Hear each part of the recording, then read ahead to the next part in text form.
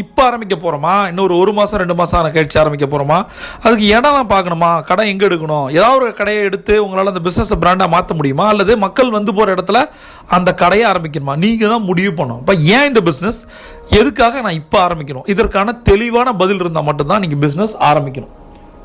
First industry பற்றி கற்றுக்க சொன்னேன், ஏன் பண்ணணும், இப்போ ஏன் பண்ணணும், இதை நம்ம தெரிஞ்சுக்கணும். அடுத்தது, இந்த பிஸ்னஸை பொறுத்த வரைக்கும் நம்ம ஆரோக்கோளால் இறங்கிட்டோம் அப்படின்னா, ஒருவேளை நமக்கு வேண்டிய பணம் வரலை, பெரிய அளவு பிஸ்னஸை சக்ஸஸ் ஆகலை, சொந்தக்காரனோ ஃப்ரெண்ட்ஸோ, ஈவன் நீங்கள் உங்களுடைய பண இழப்போ, பணமும் ஒரு பக்கம் இழந்திருப்பீங்க, ஒரு பக்கம் நேரம் இழந்திருப்பீங்க, மன உளைச்சல், நிம்மதி இழந்திருப்பீங்க. ஏன்னா பிஸ்னஸ்ன்றது கேட்கவா கிடையாது, எல்லாரும் இறங்க முடியாது, எல்லாரும் தண்ணியில் குதிக்க முடியுமா, எல்லாரும் தண்ணியில் குதிக்க முடியும்னா எல்லாராலையும் பிஸ்னஸ் பண்ண முடியும். அப்போ தண்ணியில் குதிக்கணும்னா நீச்சல் தெரியணும், நீச்சல் தெரியலன்னா நம்ம குதிக்கவே கூடாது. அப்போ நீச்சலை கற்றுக்கணும்ல. ஆரோக்கோளால் நிறைய பேர் என்ன பண்ணுறாங்க, டக்குன்னு பிஸ்னஸ் ஆரம்பிச்சிடுறாங்க.